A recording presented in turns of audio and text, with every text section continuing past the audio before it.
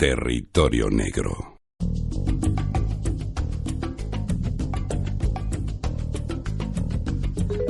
No nos libramos de la crónica negra ni en Nochebuena. Hoy también se hace un hueco en nuestro territorio negro. Manu Marlasca está disfrutando de la nieve, pero ahí tenemos a Luis Rendueles. Buenas tardes, Luis. Hola. Uy, ya me habían advertido que tenías la voz tomada, pero es que, bueno, pareces Constantino Romero o el muñeco doblando a Clint Eastwood. Sí.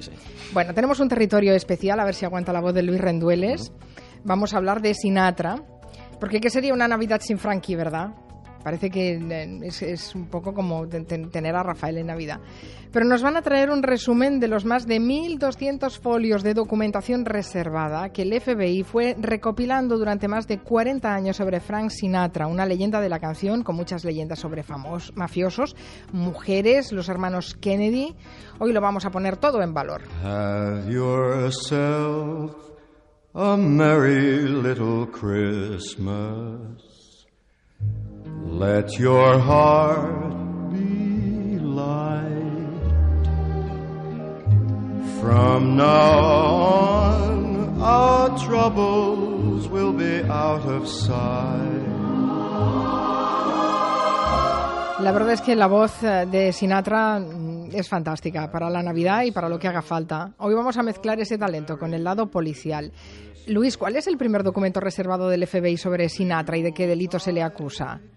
Sinatra fue detenido el 26 de noviembre del 38 en el condado de Bergen, en Nueva Jersey. Tenía entonces 23 años y una mujer lo denunció. Dijo que habían tenido relaciones sexuales los días 2 y 9 de noviembre de aquel año porque él le había prometido casarse con ella. Y que Sinatra luego, digamos, que se dio mus.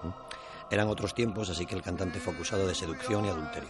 El FBI recoge en ese primer informe cómo la mujer, igual que Sinatra, estaba casada con otra persona y los cargos se desestimaron. Caramba, vaya historia.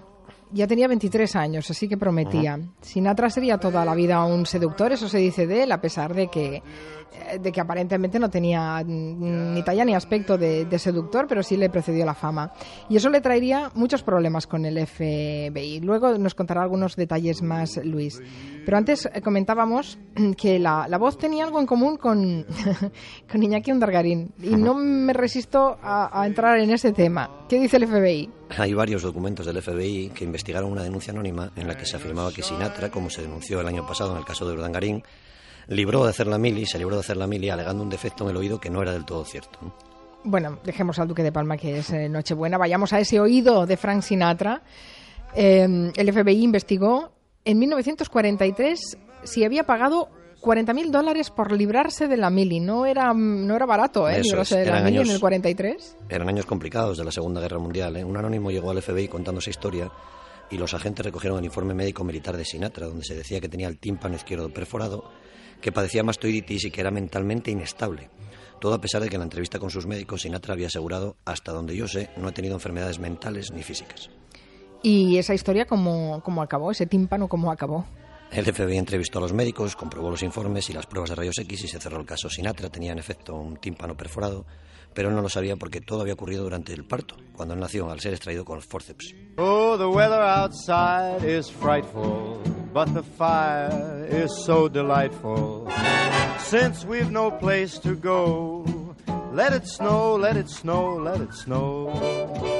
It doesn't show signs of stopping, and I brought some corn for popping. The lights are turned down low. Let it snow, let it snow, let it snow. When we finally kiss goodnight, how I'll hate going out in the storm.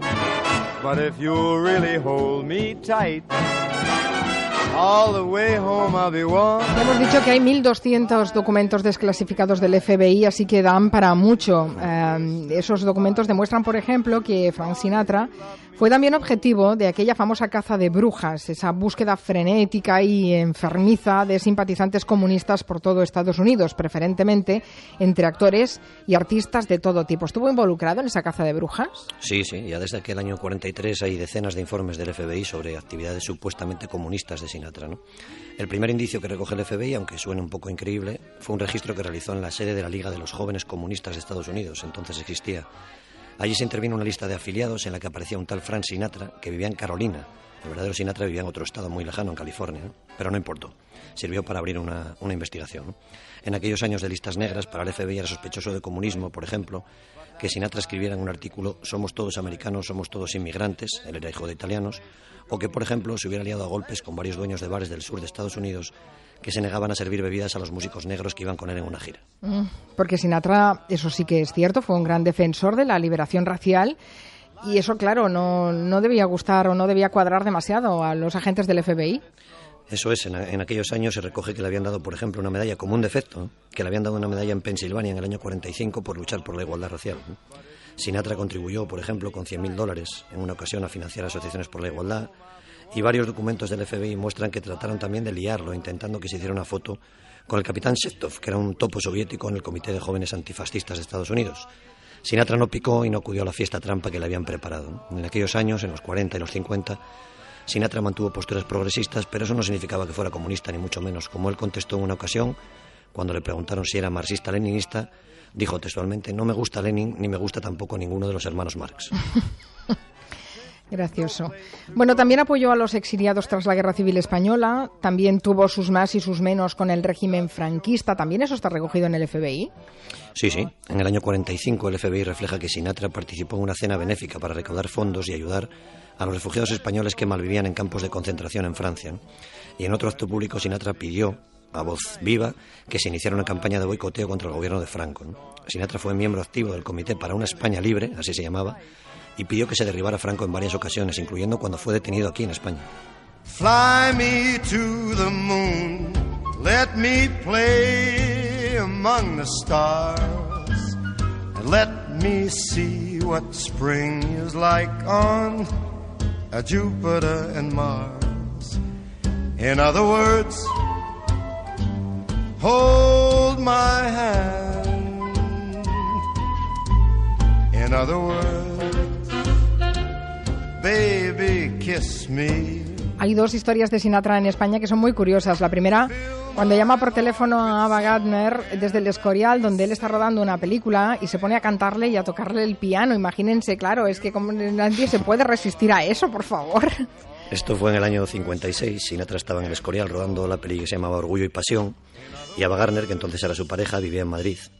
Sinatra la echaba mucho de menos, supongo que es fácil solidarizarse con Sinatra en ese sentido, y la llamó por teléfono una noche, dejó el teléfono junto al piano y empezó a cantar a media voz, ¿no? Algo así como una hora después, Ava Gardner cruzaba el vestíbulo del hotel Felipe II de Escorial vestida con un abrigo de bisón blanco.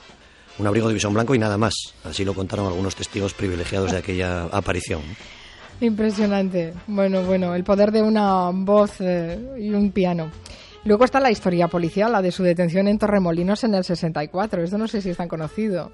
Sí, Sinatra estaba allí rodando otra película menos conocida, se llamaba El coronel Von Ryan, y en un descanso del rodaje estaba en el Hotel Pez Espada tomándose algo y se le acercaron como por casualidad un fotógrafo del diario Pueblo y una actriz cubana de segunda fila llamada Ondina Canivano. La mujer se le arrimó mucho, el fotógrafo aprovechó para disparar y Sinatra, que se dio cuenta del montaje que le estaban preparando, golpeó al fotógrafo, le tiró la cámara y arrastró a la cazafamosos por los pelos. Fue detenido por la Guardia Civil, le impusieron una fianza de 25.000 pesetas y fue expulsado de España. En las crónicas de entonces dicen que Sinatra escupió sobre un retrato de Franco en el cuartel de la Guardia Civil y que incluso mandó un telegrama al Pardo años después deseando la muerte al que entonces era el jefe del gobierno español. ¡Qué fuerte! No está mal, ¿eh? Era todo un personaje, Frank Sinatra. Vaya, un tipo que no olvidaba.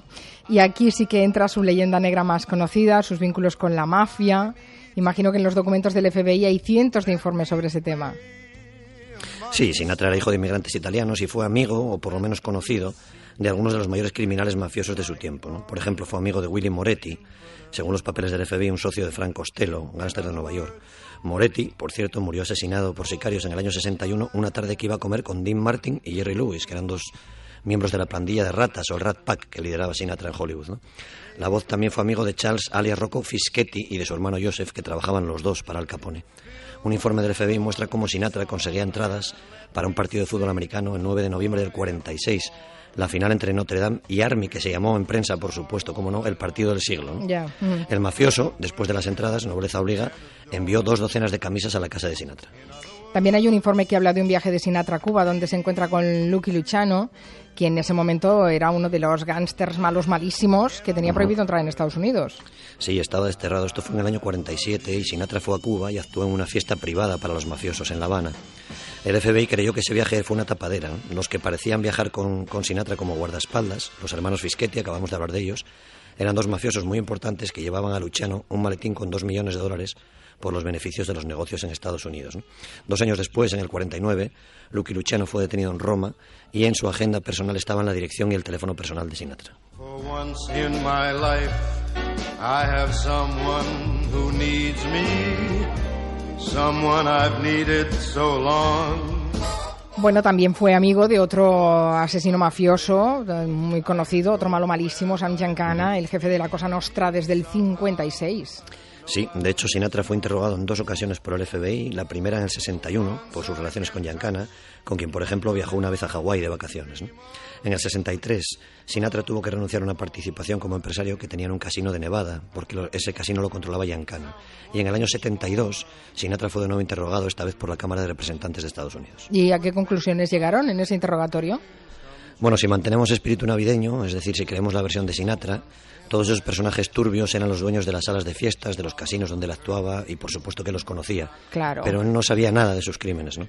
En los documentos del FBI no se concluye nada, pero sí que parece que algunos mafiosos dieron cobijo, dieron calor a Sinatra y ampararon su carrera por lo menos en una ocasión básica para él, para su vida, que inspiró, por ejemplo, una secuencia muy famosa del Padrino. La del caballo muerto en una cama para que le dieran una película... un papel en una película al cantante Johnny Fontana. ¿Es esa algo de la eso escena? Algo de eso hay, pero no fue como se contó para lograr el papel de Sinatra en De aquí a la eternidad, ¿no? En esa estupenda peli. Lo que por cierto hace un archivos, papel que lo borda Frank Sinatra sí. en esa película. Lo que indican los archivos del FBI es que Sinatra tenía un contrato por 5 años como telonero de Tommy Dorsey, otro cantante melódico. Sí. Y otros aseguran que tenía firmado que iba a recibir 1/3 de lo que ganara Sinatra durante toda la vida. Estaba esclavizado, ¿no? O sea, como fuera, Sinatra estaba estancado, pero Dorsey se negaba a liberarle de ese contrato, ¿no? Hasta que alguien, según cuenta un confidente del FBI, visita a Dorsey en su casa, le pone una pistola en la cabeza y hace que firme la libertad para Sinatra, que tardó ya muy poco en convertirse en una estrella. When I was 17, it was a very good year. It was a very good year for small town girls and soft summer nights. We'd hide from the lights on the village green. When I was 17. Y eso que todavía no hemos entrado en las famosas fiestas que organizaba, en la que acudían mafiosos e incluso los Kennedy también. Sí, los archivos del FBI contienen testimonios de varias prostitutas que aseguran haber participado en fiestas con Sinatra y otras personas conocidas. Una de ellas, por ejemplo, asegura que estuvo en una fiesta con Sinatra, el que entonces era senador John Kennedy, luego presidente de Estados Unidos, y Peter Lawford, que era actor, amigo de Sinatra y, por cierto, casado con una hermana de Kennedy. El cuñado, el famoso cuñado. Y esas fiestas existieron, claro. Sí, parece que sí. Otros documentos de la Agencia Federal Americana hablan de que John Kennedy participó en fiestas con mujeres en el Hotel Sands, en Las Vegas, también en otros hoteles en Palm Springs y en Nueva York. Una detective privada declara bajo juramento al FBI que vigiló una de esas fiestas y que de la suite en la que estaba encerrado Kennedy entraban y salían chicas, digamos que con bastante frecuencia y bastante alegría, ¿no? También se habla en los informes del FBI de la participación en esas fiestas de Marilyn Monroe y de Robert Kennedy. Bueno, luego volveremos a Marilyn porque Sinatra protagoniza otro incidente bastante confuso del que dio cuenta el FBI. Hablaremos de esto, pero las relaciones con los Kennedy no eran solo de fiestas de mujeres, ¿no? No, no lo parece. Hay varios archivos del FBI más sustanciosos que recogen cómo Sam Giancana, el jefe de la mafia en Estados Unidos, presumía incluso ante el padre de Kennedy de haber financiado la campaña de su hijo, la campaña de John, para conseguir ser candidato a presidente de los Estados Unidos, ¿no?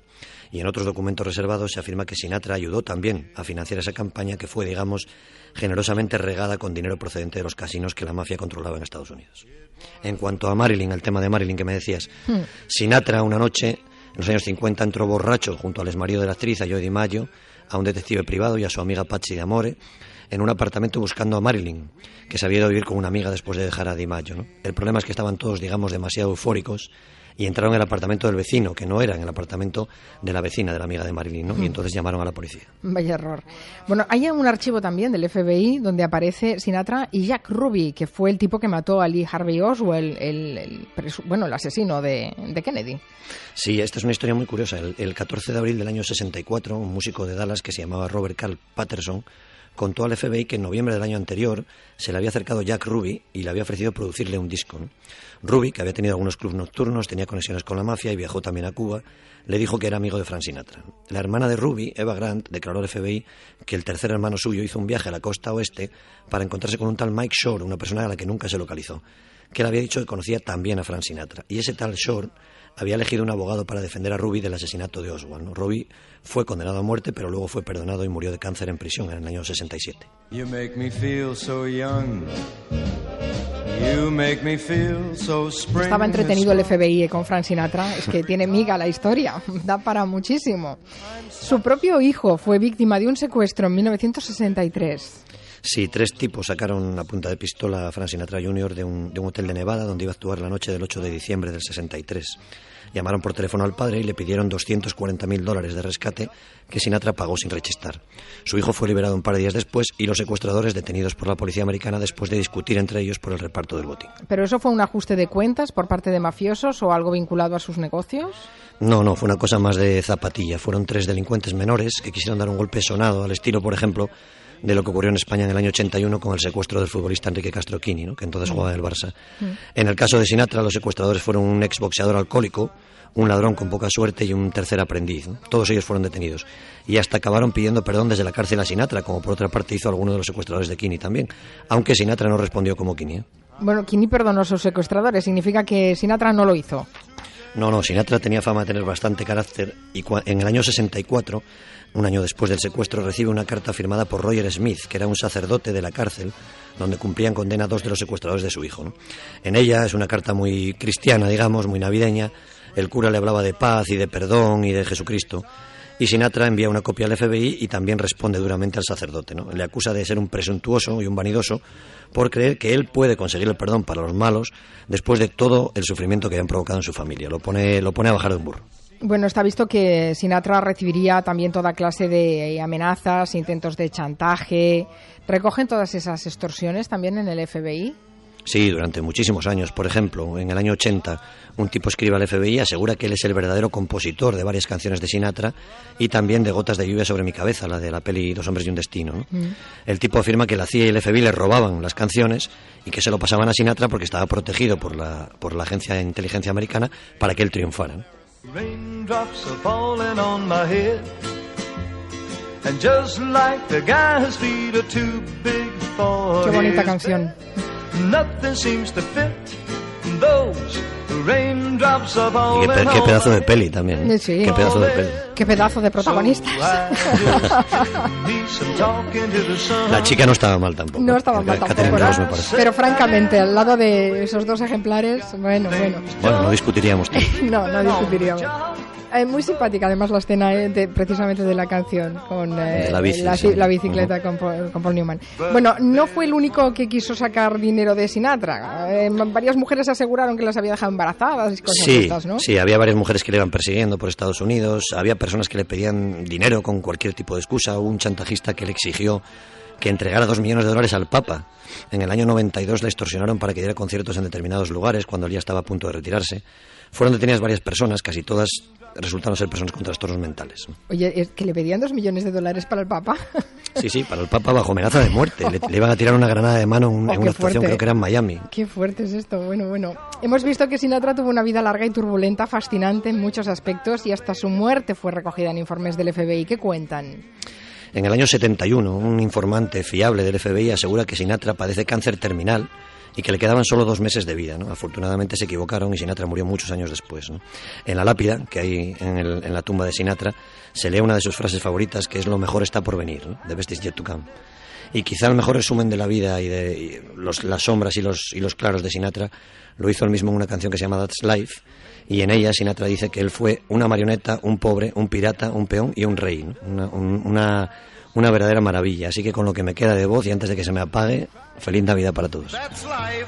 That's life. Feliz Navidad, te agradezco el esfuerzo, Luis, porque realmente te ha costado, menuda voz, menudo trancazo. Sí, disculpas a la gente, pero vamos, lo de Sinatra lo compensa, yo creo. Esto me recuerda que existe posiblemente el mejor reportaje periodístico que se ha escrito nunca, que lo firma Gay Talassi, sí, que por cierto se recoge, han hecho una reedición de algunos de sus textos periodísticos más memorables y que está en castellano y se puede comprar en las librerías.